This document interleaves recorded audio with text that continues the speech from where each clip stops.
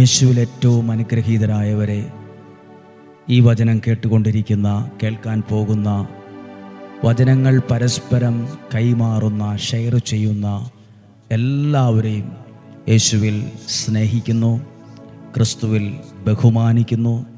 നിങ്ങൾക്ക് വേണ്ടി ഉള്ളിൻ്റെ ഉള്ളിൽ നിന്ന് ആത്മാർത്ഥതയോടെ അനുഗ്രഹിച്ചു പ്രാർത്ഥിക്കുന്നു. ഞാൻ ഇന്നലെ കേട്ടൊരു കാര്യമാണ്.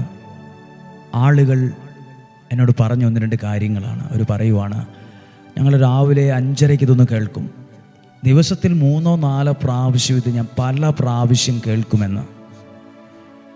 അതെന്തെന്നില്ലാത്തൊരു ധൈര്യം എനിക്ക് തരുന്നു, എന്തെന്നില്ലാത്ത പ്രത്യാശ എനിക്ക് തരുന്നു. ഈ വചനത്തിൽ ഞങ്ങൾ ഒത്തിരി വിശ്വസിക്കുന്നു.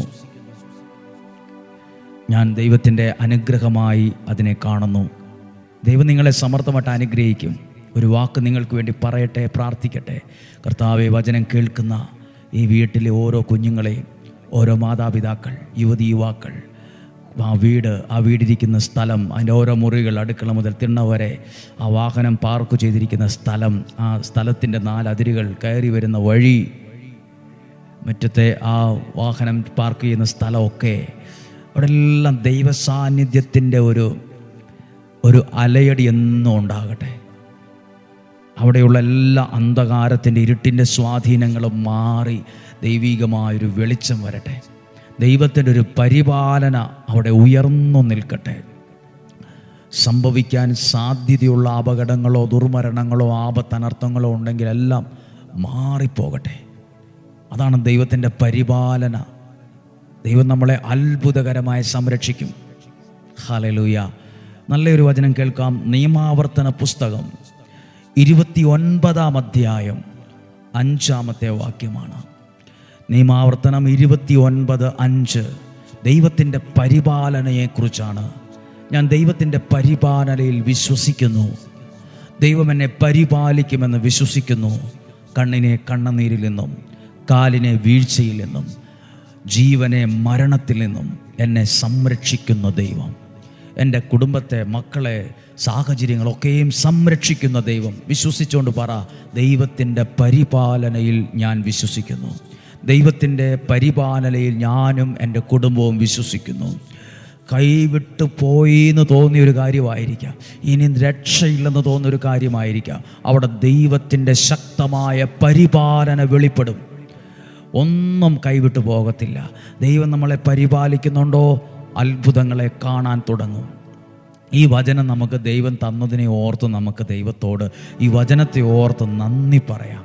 ഈ വചനം വായിക്കുമ്പോൾ ഒരു ചിന്തയാണ്, ഒന്നിനെക്കുറിച്ചും ആകുലരാകേണ്ട, ഒന്നിനെക്കുറിച്ചും ടെൻഷൻ വേണ്ട, ഒന്നിനെക്കുറിച്ചും. കാരണം വചനം വായിക്കുകയാണ് പ്രതീക്ഷയോടെ. നിയമാവർത്തനം 29-ാം അധ്യായം 5-ാമത്തെ വാക്യം. ഞാൻ നിങ്ങളെ മരുഭൂമിയിലൂടെ നയിച്ച 40 വർഷവും നിങ്ങളുടെ വസ്ത്രം പഴകി കീറുകയോ ചെരുപ്പ് തേഞ്ഞു തീരുകയോ ചെയ്തില്ല. ഒരു വസ്ത്രം എത്ര നാൾ കീറാതിരിക്കും? കൂടിപ്പോയാൽ 5 വർഷം, 10 വർഷം ഒക്കെ നമുക്ക് പരമാവധിയൊക്കെ പറഞ്ഞാൽ, അതിനുശേഷം അത് പൊട്ടിപ്പോകും, പൊടിഞ്ഞു പോകും. ഇന്നത്തെ പോലെ വലിയ വസ്ത്രമൊന്നും അല്ലായിരിക്കുമല്ലോ അന്നത്തെ കാലത്ത് ആളുകൾ ഉപയോഗിച്ചത്. എന്നാൽ ദൈവത്തിൻ്റെ പരിപാലന ഉണ്ടായപ്പോൾ ശരീരത്തിന് മാത്രമല്ല, അവർ ധരിച്ച വസ്ത്രത്തിനും അവർ ഇട്ട ചെരുപ്പിന് പോലും അതിൻ്റെ അടയാളങ്ങളുണ്ടായിരുന്നു. അവർ പറയുവാണ്, 40 വർഷമാണ്, 1-2 വർഷമല്ല, 1-2 മാസത്തെ കാര്യമല്ല ഇവിടെ പറഞ്ഞത്. 40 വർഷം. AC റൂമിലൊന്നും ആയിരുന്നില്ല, ഭയങ്കര സെറ്റപ്പിലുള്ള സാഹചര്യമൊന്നും ആയിരുന്നില്ല. മരുഭൂമിയിലൂടെ, ചുട്ടു പൊള്ളിക്കിടക്കുന്ന മണലാരുണ്യത്തിലൂടെ 40 വർഷം. ദൈവത്തിൻ്റെ പരിപാലനയുടെ അളവിനെയാണ് സൂചിപ്പിക്കുന്നത്. ജീവിതത്തിൽ മരുഭൂമിയിലൂടെയാണോ നിങ്ങൾ പോകുന്നത്? ജീവിതത്തിൽ ഏതെങ്കിലും വലിയൊരു പ്രശ്നത്തിൽ തകർന്നിരിക്കുവാണോ? ഏതെങ്കിലും ഒരു വലിയ ഭാരം ചുമന്നുകൊണ്ടിരിക്കുവാണോ? ഏതെങ്കിലും തരത്തിൽ സങ്കടത്തോടെ ഇരിക്കുവാണോ? കരഞ്ഞുകൊണ്ടിരിക്കുവാണോ? ഭാരപ്പെട്ടുകൊണ്ടിരിക്കുവാണോ? ഒറ്റപ്പെട്ടുകൊണ്ടിരിക്കുവാണോ? ഒറ്റപ്പെട്ട അവസ്ഥയിലാണോ? മനസ്സ് തളർന്നിരിക്കുവാണോ? വിശ്വസിച്ചുകൊണ്ട് പറ, ദൈവത്തിൻ്റെ പരിപാലന, ദൈവത്തിൻ്റെ കെയറിങ്, ദൈവത്തിൻ്റെ പ്രൊട്ടക്ഷൻ. ഹല്ലേലൂയ. ആ വാക്യം ശ്രദ്ധിച്ചേ. ഞാൻ നിങ്ങളെ, അവിടെ ഞാനുണ്ട്, ദൈവത്തിൻ്റെ സാന്നിധ്യമുണ്ട്. ദൈവം നിങ്ങളെ മരുഭൂമിയിലൂടെ 40 വർഷം നയിച്ചു. ദൈവം നയിക്കുന്ന വഴിയുണ്ട്, ദൈവം കരുതുന്ന വഴിയുണ്ട്, ദൈവം മുന്നോട്ട് കൊണ്ടുപോകുന്ന മാർഗങ്ങളുണ്ട്. ദൈവം നയിച്ച 40 വർഷവും നിങ്ങളുടെ വസ്ത്രത്തിന് പോലും ഒരു കേട് പറ്റിയില്ല. ബൈബിളിൽ പറയുന്നൊരു വാക്കില്ലേ, നിനക്കൊരു ദോഷവും വരില്ല, നിനക്കൊരു തിന്മയും വരില്ല. നിന്റെ ഇടതുവശത്ത് 1000-ങ്ങളും വലതുവശത്ത് 10,000-ങ്ങളും വീണേക്കാം, എങ്കിലും നിനക്ക്, ദൈവത്തിൻ്റെ സാന്നിധ്യത്തിൽ നിൽക്കുന്ന നിനക്ക് ഒരു തിന്മയും വരികയില്ല, ഒരു ദോഷവും വരില്ല. അതിൻ്റെ അർത്ഥം എന്നതാ? ദൈവത്തിൻ്റെ പരിപാലനയാണ്, സംരക്ഷണത്തിൻ്റെ അളവിനെയാണ് സൂചിപ്പിക്കുന്നത്. ആ വാക്യം ഒന്നും കൂടെ വായിക്കാം. ഞാൻ നിങ്ങളെ മരുഭൂമിയിലൂടെ, അപ്പോൾ നല്ല വൃത്തിയുള്ള സുഖസുന്ദരമായ സ്ഥലത്തൂടെയൊന്നും അല്ല ദൈവം നയിച്ചത്. ഇപ്പോൾ നിങ്ങൾ വിഷമത്തിലാണോ? ദൈവമാണ് നിങ്ങളെ നയിക്കുന്നത്. സങ്കടമാണെങ്കിലും കൈവിട്ടു പോകേണ്ട പല സാഹചര്യങ്ങളും വന്നപ്പോഴും ഇന്ന് ആരോഗ്യത്തോടെ സന്തോഷത്തോടെയൊക്കെ ഇരിക്കാൻ പറ്റുന്നുണ്ടെങ്കിൽ അതിൻ്റെ അർത്ഥം ദൈവം നിങ്ങളെ നയിക്കുന്നുവെന്നാണ്. ദൈവം നയിക്കുന്നു എന്ന വിഷയത്തിന് ഡോക്ടറേറ്റ് എടുത്തിട്ട് തീസിസ് എഴുതി പാസ്സായിട്ട് കാര്യമില്ല. ദൈവം നയിക്കുന്നുവെന്ന് അനുഭവിക്കുന്നവനാണ് വിജയിക്കുന്നത്. ക്ലാസ് എടുത്തിട്ട് കാര്യമില്ല, പ്രസംഗിച്ചിട്ട്. ദൈവം നയിക്കുന്നത് അനുഭവമാണ്. എനിക്ക് ഈ ആലയത്തിൽ ശുശ്രൂഷ ചെയ്യുമ്പോൾ മനസ്സിലായ ഒരു അനുഭവമാണ് ദൈവം നയിക്കുന്ന അനുഭവം. ദൈവം നയിക്കുന്ന ശുശ്രൂഷകൾ. ഡെയിലി ബ്ലെസ്സിങ് എന്താണ്? ദൈവം നയിക്കുന്ന ശുശ്രൂഷയാണ്. എന്താണ് നിയോഗ പ്രാർത്ഥന? ദൈവം നയിക്കുന്ന ശുശ്രൂഷയാണ്. എന്തേലും വിളിച്ചു പറയുന്ന ഒന്നല്ല, ദൈവത്തിൻ്റെ പരിപാലനയുടെ കരമുള്ള ശുശ്രൂഷയാണ് ഇതൊക്കെ. ഒന്ന് വായിച്ചേ. ഞാൻ നിങ്ങളെ മരുഭൂമിയിലൂടെ നയിച്ച 40 വർഷവും നിങ്ങളുടെ വസ്ത്രം പഴകി. അതെങ്ങനെ? 40 വർഷം കഴിഞ്ഞാൽ ആ വസ്ത്രത്തിൻ്റെ വെടിക്കെട്ട് കഴിഞ്ഞു, ആ വസ്ത്രത്തിൻ്റെ കാലാവധി കഴിഞ്ഞ് അത് പൊട്ടിപ്പോവും, കീറിപ്പോവും, തുന്നൽ വിട്ടു പോവും നമ്മുടെ കാഴ്ചപ്പാടിൽ. പക്ഷെ അത് പഴകി കീറുകയോ ചെരുപ്പോ തേഞ്ഞു തീരുകയോ ചെയ്തില്ല. എങ്ങനെയെന്നൊക്കെ പറഞ്ഞാലും ചെരുപ്പ് 40 വർഷം കൊണ്ട് തേയാതിരിക്കുമോ? അതിൻ്റെ അർത്ഥം ഞാൻ എൻ്റെ ഒരു ഭാവനയിൽ പറയാം. ചെരുപ്പ് തേഞ്ഞില്ലെങ്കിൽ, ആ തേഞ്ഞില്ല എന്ന് എഴുതിയിട്ടുണ്ട്. അതിൻ്റെ അർത്ഥം 40 വർഷവും മക്കളെ നിങ്ങൾ എൻ്റെ കരങ്ങളിലായിരുന്നു. ദൈവത്തിൻ്റെ കരങ്ങളിൽ ഇരുന്ന പോലെയാണ് നിങ്ങളെ ഞാൻ കൊണ്ടുപോയത്. ദൈവത്തിൻ്റെ കരങ്ങളിലാണ് നിങ്ങളും നിങ്ങളുടെ കുടുംബവും. ദൈവവചനം ഡെയിലി ബ്ലെസ്സിങ്ങിലൂടെ കേൾക്കുന്ന ഓരോ വ്യക്തിയും, ഓരോ കുഞ്ഞും, ഓരോ കുടുംബവും മറക്കാതെ ഹൃദയപ്പലകയിൽ എഴുത്, ഞാൻ ദൈവത്തിൻ്റെ കരങ്ങളിലാണ്, എൻ്റെ കുടുംബം ദൈവത്തിൻ്റെ കരങ്ങളിലാണ്, എൻ്റെ ബിസിനസ് ദൈവത്തിൻ്റെ കരങ്ങളിലാണ്.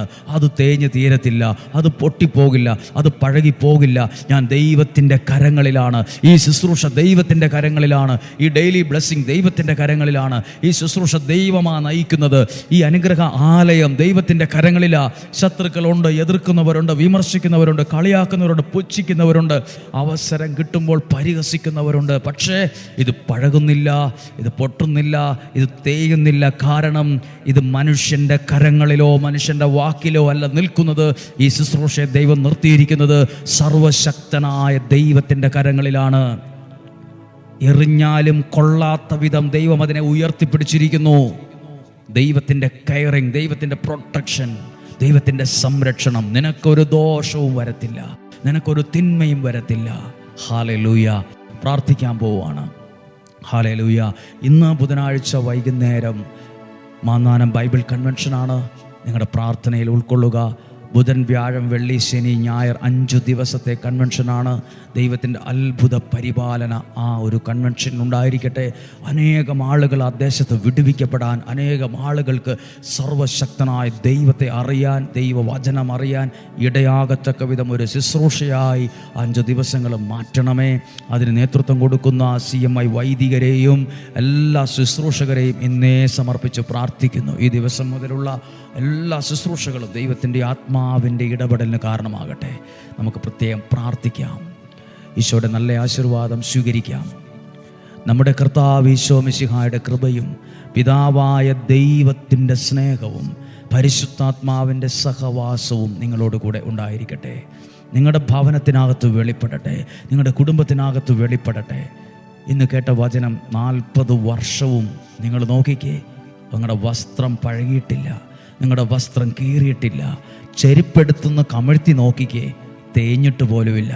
നിങ്ങൾ എൻ്റെ കരങ്ങളിലായിരുന്നു. ഇത് പറയാൻ ഓരോ കുടുംബത്തിനും ഈ കാലഘട്ടത്തിൽ അവസരമുണ്ടാകട്ടെ. ഇത് പറയാൻ ഇതാണ് സാക്ഷ്യം. ദൈവം ഞങ്ങളെ നയിച്ചു. ഞങ്ങളുടെ മകൻ്റെ വിവാഹം, മകളുടെ എങ്ങനെയാണെന്ന് അറിയത്തില്ല, പക്ഷെ അത് ഏറ്റവും അനുഗ്രഹമായി. ജോലി കിട്ടുമെന്ന് അറിയത്തില്ല, പക്ഷെ നടന്നു. വീട് വെക്കാൻ പറ്റുമെന്ന് ഓർത്തില്ല, പക്ഷെ എല്ലാം അനുഗ്രഹമായി.